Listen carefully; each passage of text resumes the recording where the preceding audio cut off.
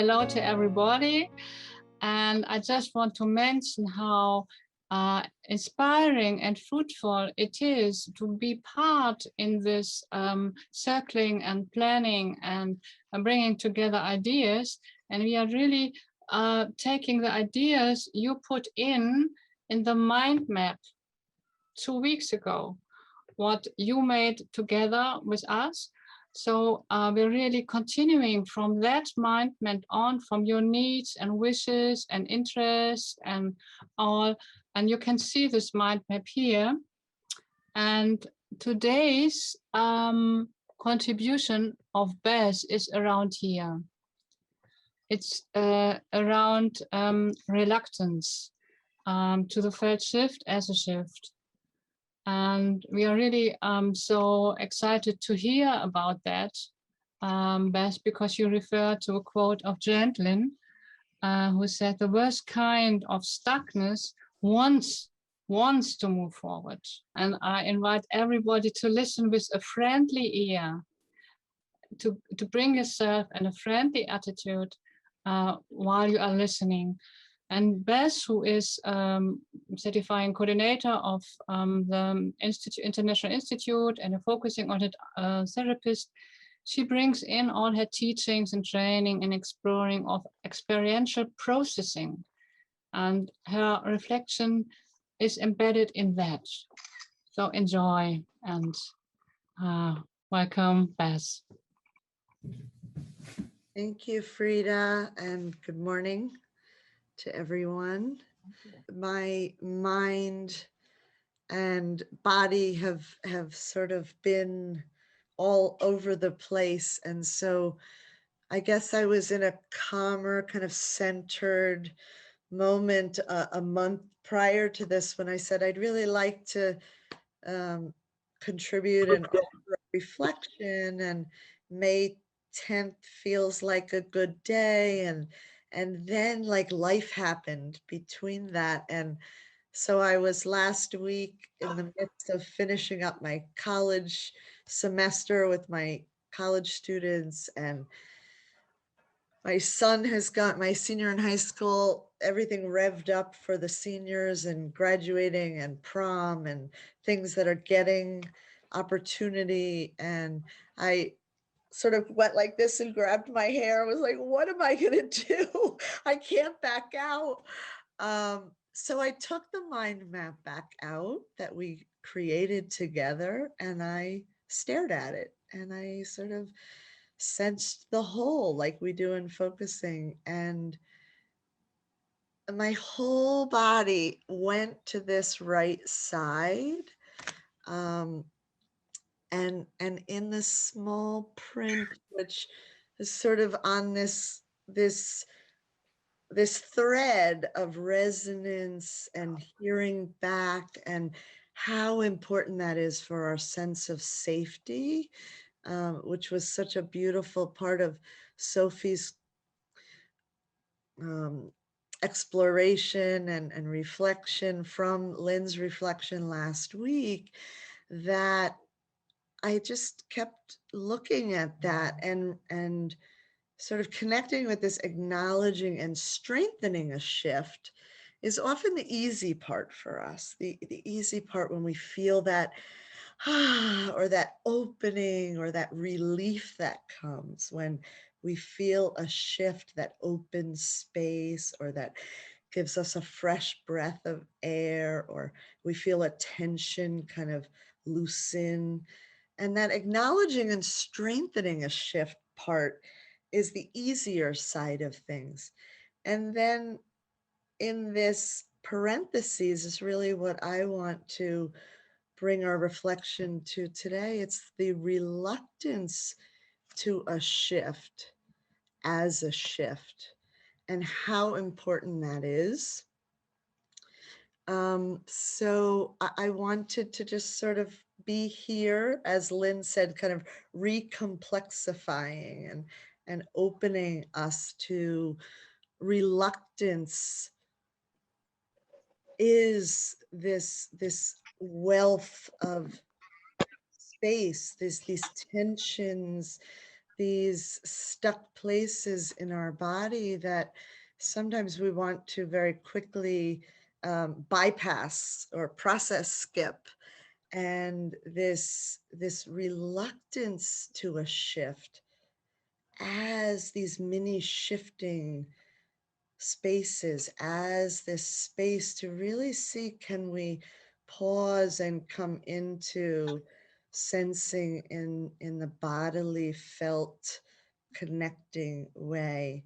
And I think what three things sort of come to me in the way we are reluctant to that kind of reluctance to a shift, even as a shift, is that there is this, this place where our mind and body have become disconnected. And the second one is this developing that there is this safety mechanism in us, that we develop a mistrusting that the body is wise, or that the body can have a wisdom. So our mind's job is to think. It thinks in past and future orientation. But when we slow down into this connecting with our body in the present moment, that reluctance sometimes comes to connect with this body wisdom, because maybe there's been a mistrusting of it. There's been a disconnecting from it. And the third reluctance that I often see or can relate to in my own personal process is the doubt. And it gives us this reluctance because we have this doubt that is sometimes long-term embedded into our way of thinking or our way of believing. And often these doubt places, they keep us reluctant to a faith, right? These doubt places are taught to us. I'm so embedded in a long-term thinking that this, trusting or mistrusting of this mind-body connection, it is from a respected role model. It's in a, connection with another person that we become reluctant.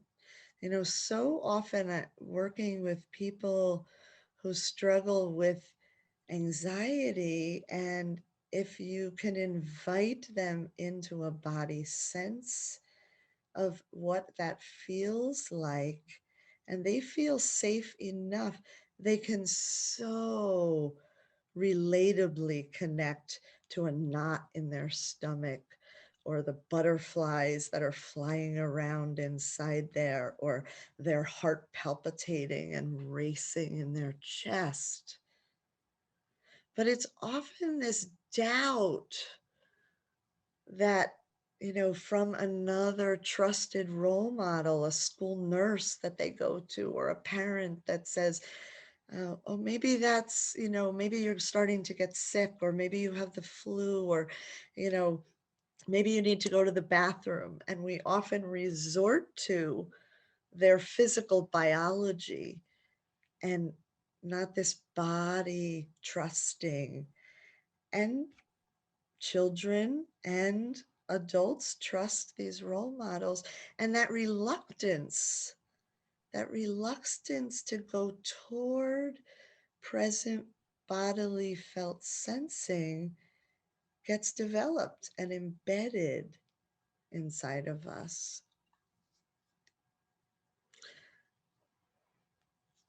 So when I looked at this thread of the reluctance to a shift as a shift,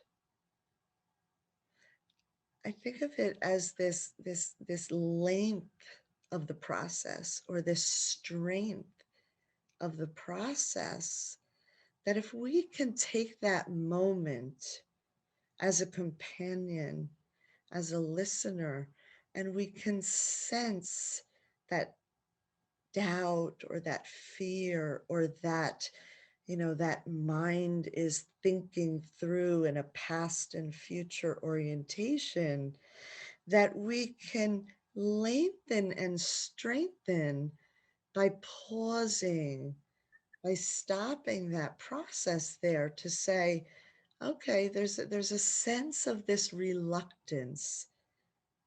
But as we know, there's, that in reluctance, we don't know how psychologically damaged a trauma is impacting, is affecting someone.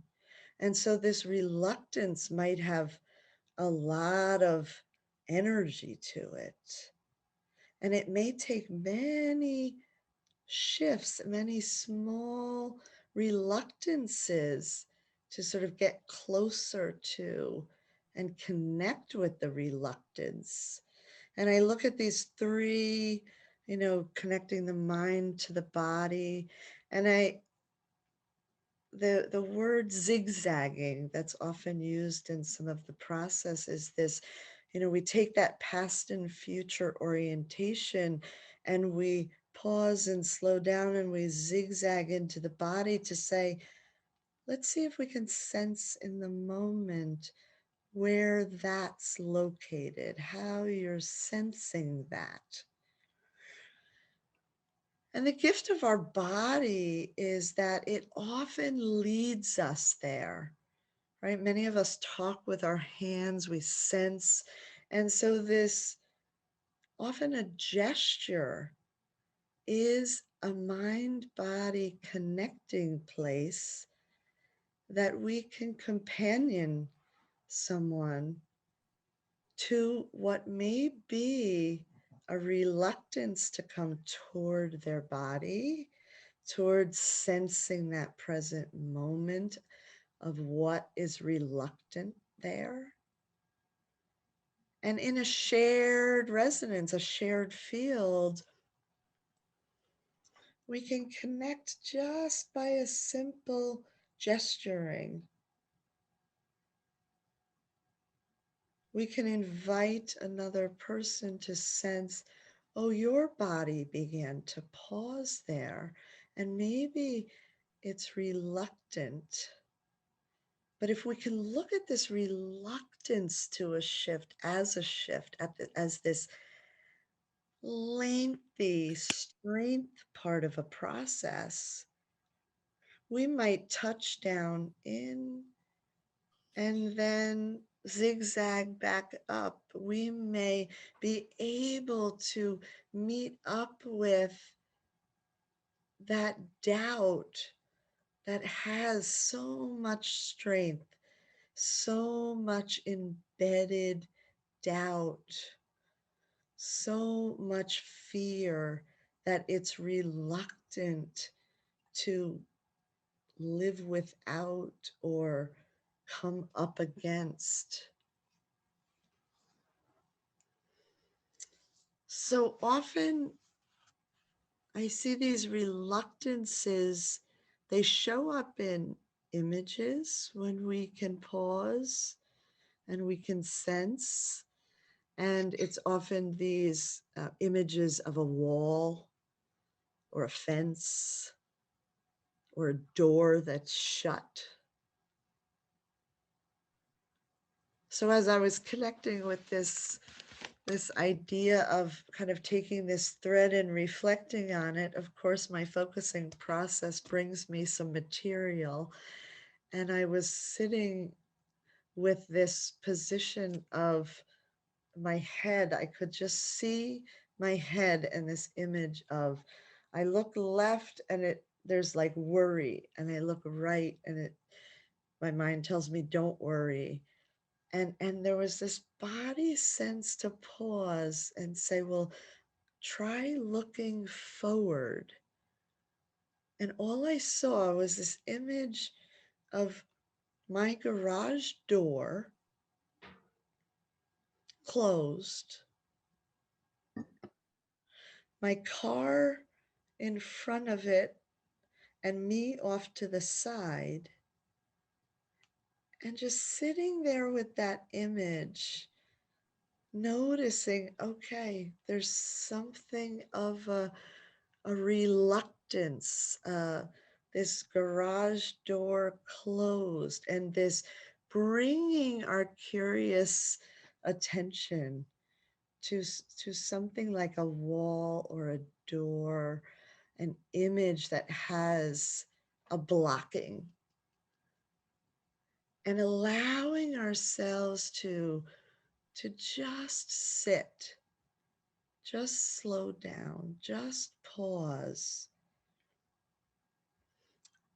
This reluctance kind of surfaces, and a companion might offer well, let's see if we could stay with this longer. Let's see if we could slow down here. Let's see if we can be curious about this, right? Because those stories of past and future, right? These stories in our minds, these, intelligent memories are part of our everyday genius, but they're also, again, this mind's job to think in past and future. And if we can come into this questioning curiosity about what's reluctant, what's unwilling, what's fearful, how can I feel safely afraid here?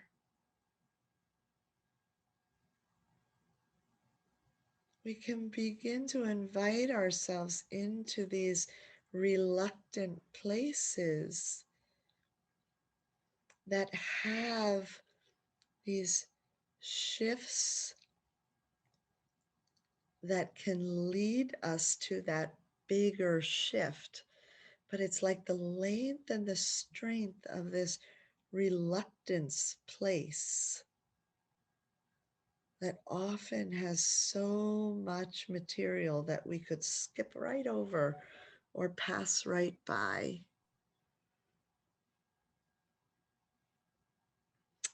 So I'm just inviting us all to sort of come to this thread of this part of our mind map, our felt sensing collaboration, where this came. I don't even know who it came from or who wrote it on the mind map, if it was Jim or it was Trevor or if it was Nick or me, but there was just this collaborative co-sensing and this field that we're sharing and resonating together, that this opened this reluctance to a shift as a shift. And that this is a place, we want to be mindful that this is a place that we're going to want to, shoot back up out of, or we're going to want to, reluctantly be unwilling to be curious about it. But that this process that we have, we've all come here to really honor it and share its value, that this place of reluctance to a shift has so much for us if we can be present in that space.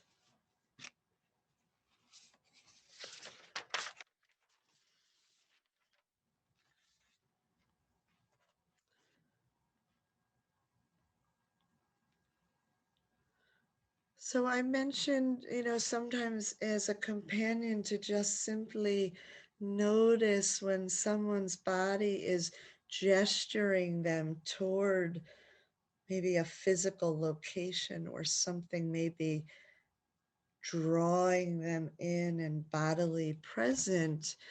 And there's also that space where we might companion someone to notice that out loud to them, to notice, I'm just wondering if we could pause here and see if there's some way of taking a moment to notice how your hands just began to connect to the skin on your chest, right? And this gives a supportive, safe way that we're not asking someone to dive in, let's go inside there, but that we're just inviting them to notice maybe the doorway, just that place where maybe their hand is making contact to their skin.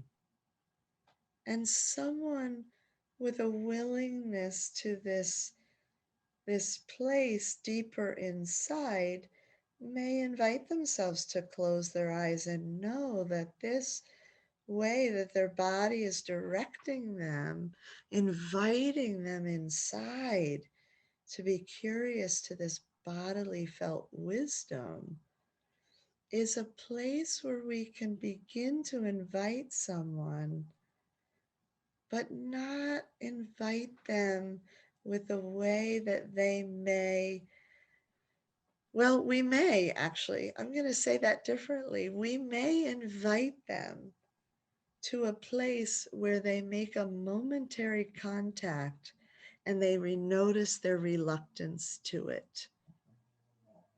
But Eugene Genlin reminds us that there is, even in these secondary moments of making contact to a felt sense, it's a beginning, it's a doorway, it's a location and a place where someone can begin to notice that reluctance,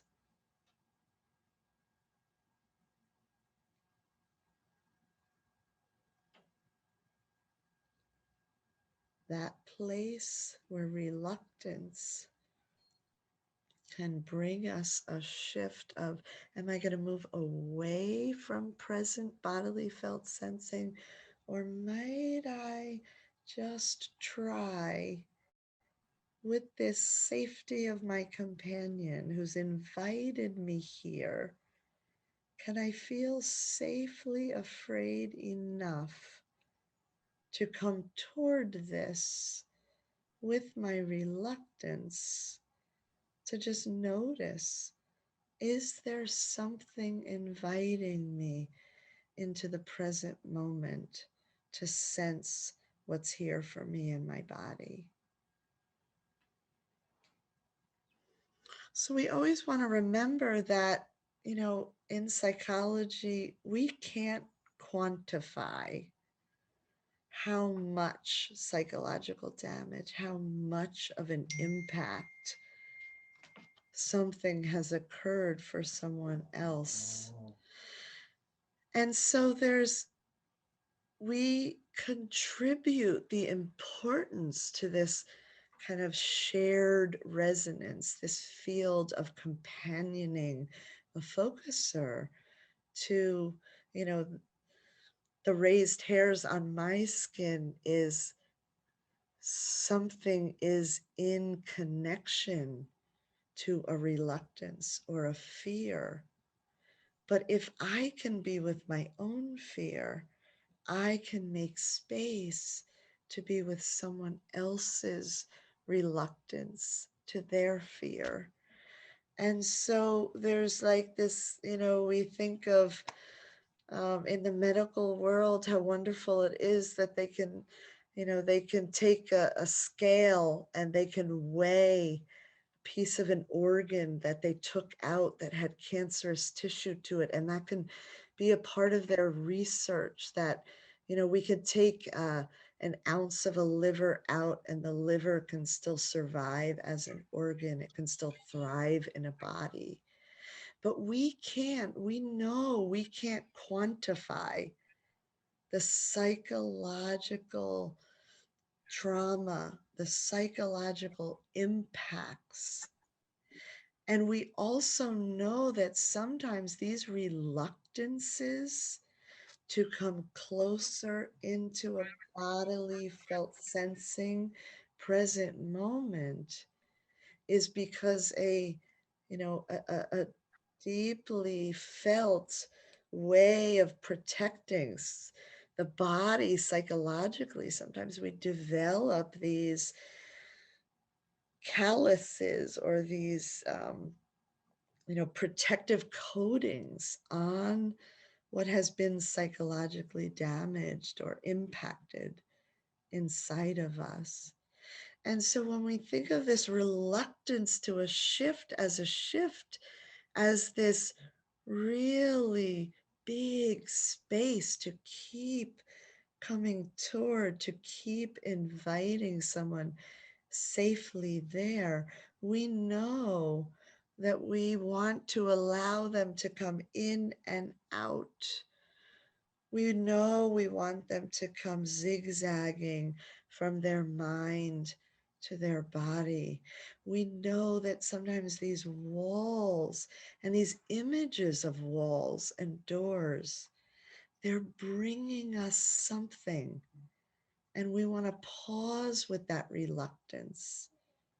We want to allow them to share the curious moment where they can invite themselves to question what's here for me.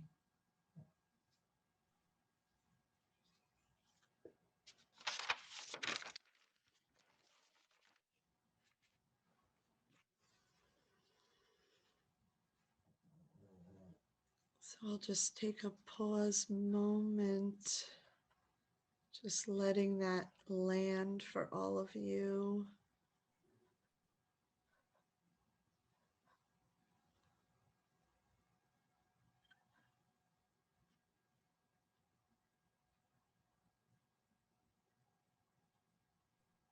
And maybe even just inviting that word or that sentence.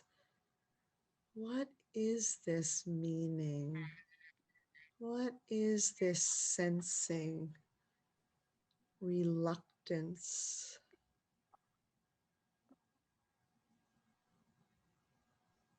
Reluctance of a shift as a shift. How might we open to some curiosity about that?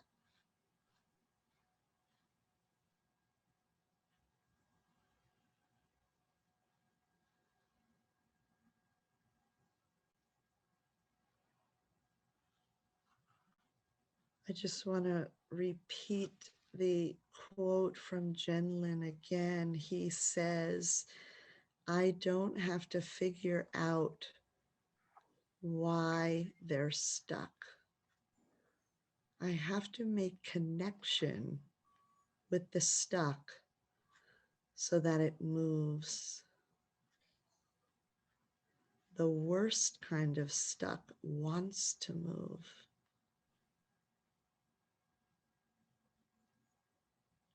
And Marianne Sandmeyer carries that forward a little further in the Psychotherapy Networker. She says, focusing is a way to facilitate that liberating shift, allowing life to open up for us.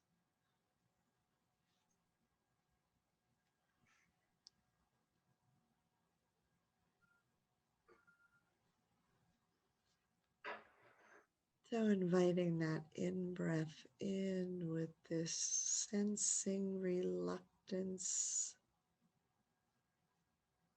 allowing that air to flow in and around inside.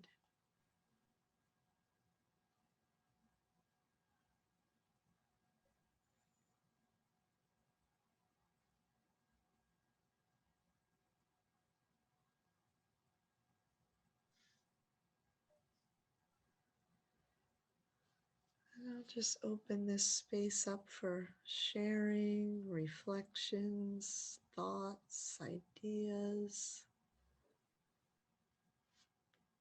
a sense of something forming, even as unformed as it might be here.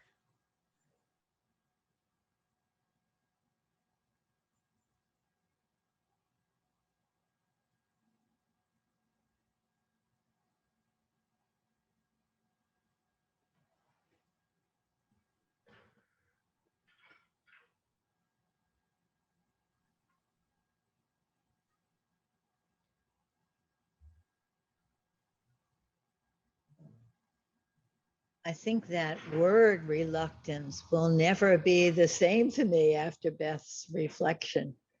It's amazing how a word holds so much. And I love that word after you deepened it for us, Beth.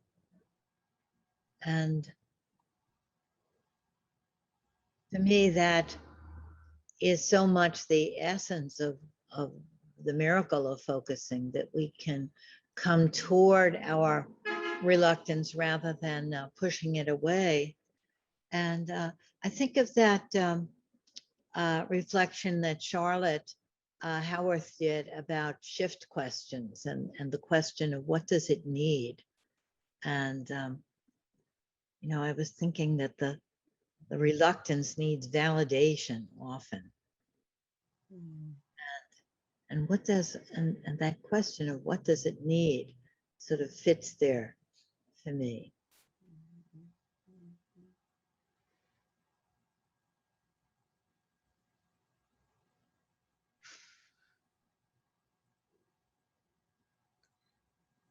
Seeing the reluctance as a friend rather than as an enemy, and seeing it as something that has something to offer us and that it has wonderful information for us.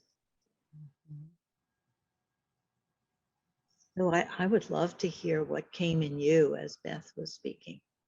I too feel that the word reluctance helped to coalesce a lot of what I've been working with, which is on loss, grief, and mourning. I'm in Brazil and they don't do that. They don't even have a word for mourning. But I decided maybe I should take a trip for myself to my reluctance. And it was a wonderful experience because where my body took me is, I understand a lot of Portuguese, but I don't speak it. And I realized I'm reluctant to speak it.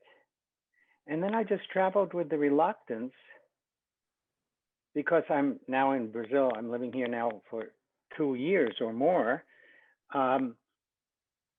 Well, I'm an American, I speak English, but what if I become fluent enough in Portuguese, but I'm not Brazilian? And then my body told me, it's about identity,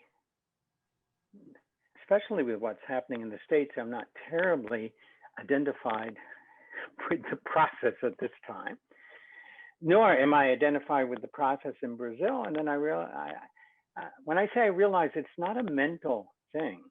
It's kind of a flowing awareness of, but you have an identity no matter what language you speak, no matter what language you understand. And I don't have the feeling I'm going to rush out and learn to speak Portuguese tomorrow, but the door opened. And it was sitting with my reluctance and what Lynn had said, is there something I need to know first to be with you? And I feel that that's what it revealed. Thank you. Yes, it's something it needed to know first. I think maybe there is a step even before reluctance. You feel some discomfort, but really not be able to pinpoint what is this discomfort is. Mhm. You know, what do you do at that level? Mhm. Is it like um, even the when you reach to the step of reluctance, you become aware that you're reluctant, but before that, even there is a step, I think. Yeah, there's like the noticing and being with discomfort Yeah, as a step before the awareness of of reluctant. Yeah, beautiful. Yeah. Point, yes. I really appreciated what you said about keep coming back to the body. I mean, that's what I heard like over and over again, keep coming back to the body. Because when Soshi said that, the underneath part, like the before, the discomfort, then I thought before the discomfort, for me, is like a disassociation, like a going into a shadow land, just a disappearance comes before. Been thinking about that a lot lately. Mm. And then when I put together what you said, you kept returning to the body in this my most minute form, whatever comes, and the gestures and the movement. And, I'm just like noticing my hands and a Yeah. movement. There's a movement in the hands, and Yeah. that brings a coming forward to be present with you. So thank you. Sort of like this space before the reluctance, before the discomfort. It's like this coming out to sort of wrap your hands around or sense this shadow land and returning to the body, and then sensing kind of how do I move my hands in a way of holding it somehow. It's almost like the body as you're saying, the body has its own language. I'm not thinking of the how to in my head. It just my body starts moving on its own. That's And right. that's miraculous to me. Yes. I'm also exploring reluctance and avoidance and procrastination as a habit. Mm. So what Shashi said about that before, really becoming more and more aware of what triggers the closing down, and it's like on many levels. It's a bodily closing down. It's thoughts of how terrible something is going to be. It's emotions like fear. So that's what I'm really curious about. That the reluctance. I really like how I think all the support you're bringing to it and care, and it's also a habit, or it can be a habit.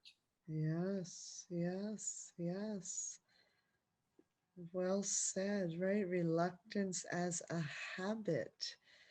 And these habits we form in service to the self, in service to life, service maybe to our survival or our thriving, but that there's like paying attention to how does reluctance become habit. Yeah, I think even like tightening my body is in some way a habit. And lots of times I really don't know what triggers it. Right.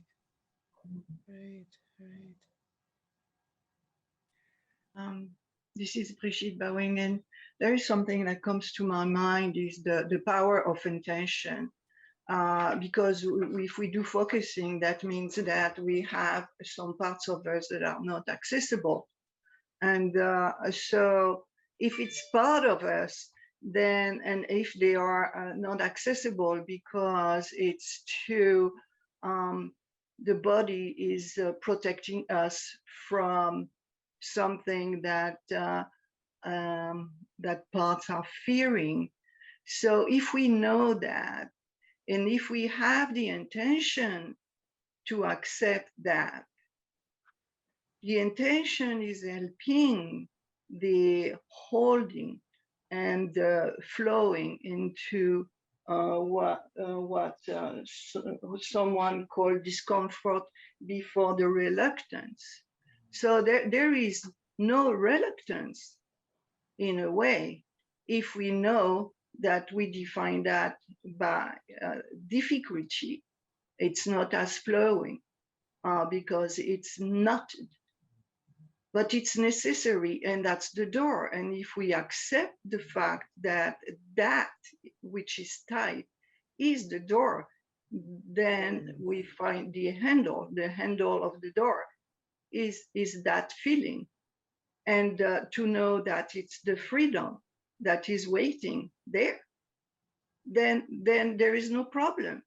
And when what I feel when I cannot go into something, it's because there is another part that is protecting me. And now I draw from the work of Dick Schwartz, IFS, is to define what is this part doing? Is it protecting me? Is it exile? Is it fire? Is it the firefighter? And I think that IFS has a lot to help us out in that difficulty to go into what the body shrinks from. So bowing out. Yes, right. It's like that, even staying with those tensions in the body, if we can stay there, if we can revisit, if we can return to it as it's a protector or as it's supporting something, you sense how there's no problem there. Yeah, and I think that what helps too is not to be attached to the story. We don't know. We have traumas from ancestors, stuff like that. So if we are attached to stories, then we cannot go deep. But if we let the body does its thing, like the wind is doing its thing, then the process is much easier. So the self in presence is not something dominating. It is something that is opening. So I have a little difficulty with this process of going into the reluctance, because in a way it's defining something that's not definable. But I understand that we need words. But we have to go beyond words and beyond the stories if we really want to be free. Right. Yes. Right. We love have to the be way- the words. Sorry. Go ahead, Lynn. I love the way you said the handle to the door, because we think of the word or the name of something as a handle. And so then the name, reluctance, is that what I'm feeling, becomes the handle. And it's not the lock of the door, it's the handle to the door. So that was a beautiful phrase. So I just want to share something someone wrote in the chat. I'm not sure if they didn't have a moment to step in or they didn't want to speak out loud, but this is from Arnold. He wrote, there's something about the word reluctance, about it as a judgment that leads to a stuckness to go further with it. It, meaning reluctance, is such a charged word that seems to mask what is going on under it.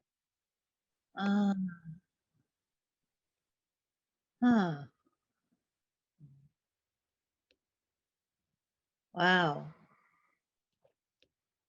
So for you, Arnold, the word reluctance is a judgment word. And we always have to be so careful about judgment words.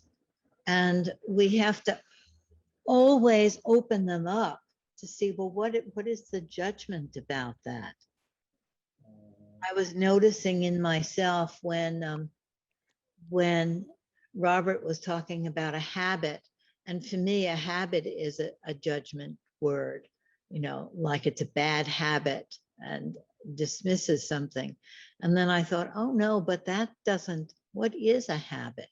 And then it became an alive word when I went into it. What is the experience of habit? And one of the things that I so love about focusing is this way in which we can open up anything and de-judgmentalize anything. So for me, reluctance isn't a judgment word, but I can imagine it being that. And then if it is, then it becomes really interesting. Well, what's the judgment about it? We're not supposed to be reluctant. We're always supposed to be eager and gung-ho about everything. You know, what about reluctance to jump into an icy cold lake, you know? So that was my thought about what you wrote, Arnold. I had a similar feeling as you, Arnold, about reluctance. And I felt it was important for me. What came up for me was more acceptance that there may be a reason I'm reluctant, and that's okay. That maybe I'm not ready for the next move forward for whatever the reasons might be. And that's in place for a good reason for me at that time. Yes. Not to judge it. That's what came up for me. Absolutely. That's right. Yes. That's right. And being with the reluctance as an allowing place and an accepting it place really allows it that space to be there without judgment. It's so interesting to me how words have such different meanings for each of us. And it reminds me of what Jean says about how, you know, words aren't something you can find in the dictionary. You know, they have a special meaning, especially words that are a name of something, special meaning, you know, to each person. And so if the word reluctant is a rich word that invites me to look at an experience, that's one thing. If it feels like it means no, don't accept it, then there's another step there of de-judgmentalizing the word, if we're going to use it, to see what is the judgment and how do we take the judgment out of it. I'm just curious if you would show a hands, how many of you feel like reluctance is a not the word is a kind of a judgment word, that you're not supposed to have reluctance? Very, very, very interesting. Very, very interesting. Uh-huh. Yeah, there's many hands up. Yes, yes. There's a shared field of how this reluctance feels like a judgment place.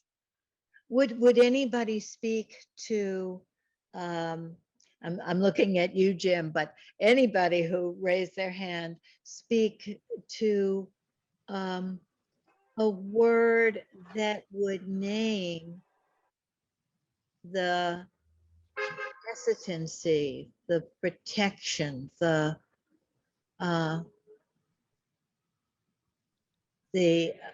part that will say,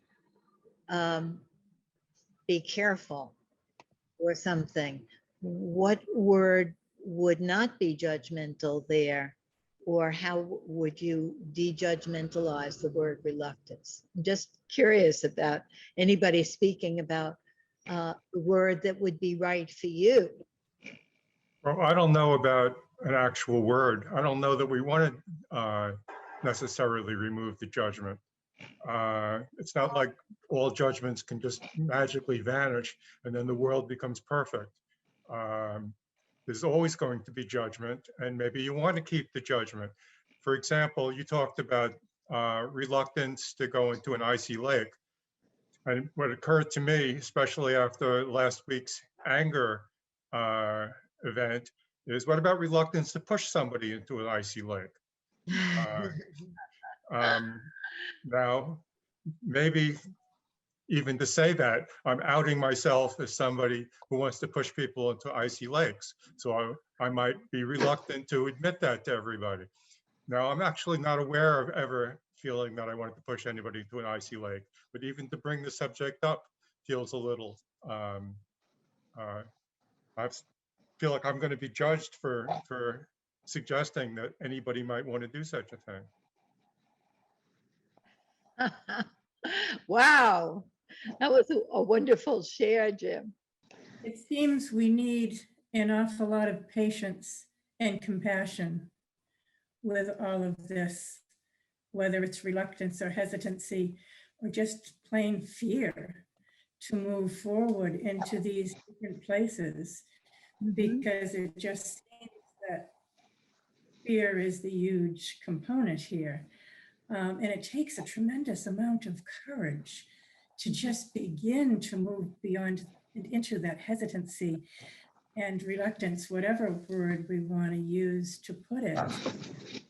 But I don't know, what comes to me right now is that an awful lot of compassion and patience with ourselves as we try to move into that space that, for me, what brings me the ability to move into those spaces is my history of experiencing the freedom that I achieve once I make those little steps forward.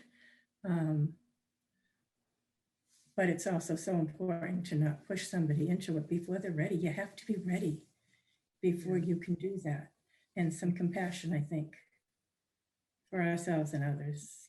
I want to mark the word you use, Nancy, of hesitancy, that I wonder if that's a word that can be more friendly to some people. And I want to mark also that Jim is de-judgmentalizing judgment. And that's juicy. I think we should have a whole session on the place of judgment. And, you know, in focusing, what we want is to put judgment aside so we can open up something. I don't think we can ever really get rid of judgment, but it's such a wonderful, issue to in my mind, judgment isn't something that you ever get rid of, but that you go into it to see what's there, what the whole thing is. But anyway, that was a very intriguing idea of de-judgmentalizing judgments, and maybe we'll do a reflection on that. Maybe you can help me, Jim. I just want to say, Beth, that from your reflection, I loved so much the word companion, the reluctance, companion. And I can say what we found in our group from a different perspective on the issue, it somehow strengthens that companion, this loving being with, and to explore what is within reluctance, what realities, what kind of living is within that. So yeah, so that really was a deepening of all that what was before. So thank you to my group members also. Yeah, it's almost like, to me, companioning somehow carries forward the word listening, because it opens more of the resonant peoples of perception going in two directions. There's like this companioning with my body, companioning with my ears, companioning with my trying to feel into what you're describing. There's like a caring presence there. Yeah, I wanted to point out in our group that it was pointed out that in Brazil, the rhythm of the music in terms of dealing with grieving and so on, and often the music is more, the rhythm is more life affirming, and the words can be quite sad and connected to that. And I use a lot of Brazilian music, but I also use a lot of American music, because the Brazilians relate to the Brazilian music as in their own tradition, but they have a very different relationship to a lot of the American songs and lyrics. And I feel it gives them enough distance, if they have reluctance, that they will open up a different level of feelings that they don't open up with the Brazilian music. And I only found that out when I insisted that almost all the music I use in my trainings be Brazilian. And my partner said, here, they don't know that song in Brazil in Portuguese. They only relate to it in English. So how to use music and the lyrics and as a way of entering into this now I'm very curious about that, because I do know that there are a few Brazilian songs that are very heavy and will open up grieving, but most don't. But what seems a very light lyric for me in English, it has a different effect on them, because they've related to it in a way outside of how they're used to culturally relating to their music. So there's a lot for me to explore. I'm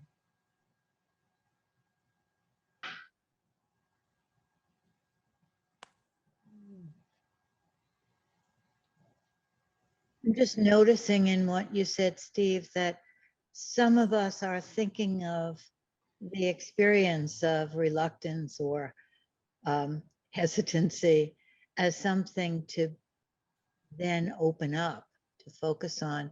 And some of us are thinking about it as something to go beyond. And just noticing that the music would help you to go beyond it, but not to open up the hesitancy. Thank you so much, Lynn, for identifying that, because what was coming up for me is, what's the goal? Yes, yes, yes. The goal might determine which, yeah. Yes. And I think, Beth, that you were asking us to think about the hesitancy, the reluctance as something that can be welcomed and validated and gotten information from. And some of us are thinking about, but I really want to go beyond it, right? Like a habit that you want to break, you want to transcend. So yes, there are these two different ways. Yeah, I just wanted to comment. I think both are true. And it helped me to clarify that when I'm teaching online as part of a training, I probably want them to see what happens if they step beyond it, because if they go into it and you have 40 or 50 people online, how do you really effectively deal with that ethically and professionally? And in trainings where that's the main focus, that it's not a training but a workshop to get in touch, then to find ways of having them step into it, so that a combination of both, and depending upon what they signed up for, what they've committed to, for me would determine how I would balance that. It's almost time to stop, and I just wonder if there's anyone else who wants to share briefly about your breakout rooms before we have Dorothy read our final poem. Beth or Melinda have anything? Yeah, I just want to, there's this very fine tuning of that, like that edge of awareness between reluctance or what's before reluctance, that is really this place to, when we're going with someone, is really fine tuning to, is the safety there to go safely into the fear or safely into resourcing their grounded presence. So there's, you know, it is a fine tuning, but it's also like an edge of, I can't dive beyond reluctance. I need to be with reluctance to see, can this person go toward with safety and fear, to explore the reluctance or to explore the fear or to explore the doubt, so that something can emerge from the body wisdom. But if Thank you. they step over that line and they feel unsafe, it's like the door shuts. Right. Thank you very much, Beth, for that sort of closing comment, that this is about fine tuning, and it's about this very delicate line that something has to be acknowledged, to be taken in, to be validated before the next thing can happen, or else the door will shut. And I love the way you said that. Okay, let's take a breath as we listen to Dorothy's poem. And I want to say that next week I'm going to be doing part 2 of Fighting the Good Fight. And that last time turned into Listening to Anger. So next week, bring your boxing gloves with you. And we're going to be talking about what is a good fight. And is there a focusing equivalent of makeup sex? Just to get you to want to come. Okay.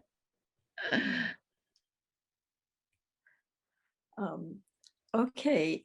I think what I love about poetry is all the images, and focusing is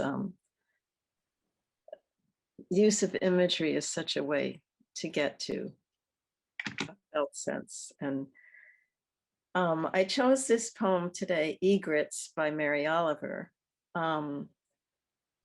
because of the shift in images, the images of the catbriars and the thorns and the bramble, and how it shifts into something very open, you'll see. Egrets, where the path closed down and over, through the scrumbled leaves, fallen branches, through the knotted catbriar, I kept going. Finally, I could not save my arms from the thorns. Soon the mosquitoes smelled me, hot and wounded, and came wheeling and whining. And that's how I came to the edge of the pond. Black and empty, except for a spindle of bleached reeds at the far shore, which as I looked, wrinkled suddenly into 3 egrets, a shower of white fire. Even half asleep, they had such faith in the world that had made them. Tilting through the water, unruffled, sure, by the laws of faith, not logic, they opened their wings softly and stepped over every dark thing. Oh, thank you so much, Dorothy. Beautiful. Thank you. And thank you so much, Beth. Thank you, Beth.